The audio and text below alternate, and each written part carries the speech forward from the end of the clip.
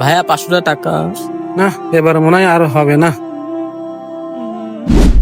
বন্ধু এই নে তুই খা। আচ্ছা ঠিক আছে, দে। কিরে বন্ধু, তোর একাই খাচ্ছে, আমি কি ফাও নাকি রে? তুই আবার ফা হতে যাবি কে? এই নে 1000 টাকা, যা তুইও কিনে খা। সত্যি নাকি রে বন্ধু? আরে বন্ধু, যতদিন আমার ভাই বেঁচে আছে ততদিন তোদের কোনো চিন্তা নাই। আমার ভাই আমাকে প্রতিদিন 1000 করে হাত খরচ দেয়। আর তো চিন্তা করিস না, যা কিনে নিয়ে আয়। আচ্ছা ঠিক আছে। কিরে মানিক, কিছু না ভাই। ধর ওর আবার কি হলো, বাড়ি আসলি শুনবনে। বন্ধু এই দেখ, ফ্রি ফায়ারের নতুন হিপ হপ বান্ডিল আইছে। বন্ধু দাঁড়া। কিরে বন্ধু, কি হয়েছে?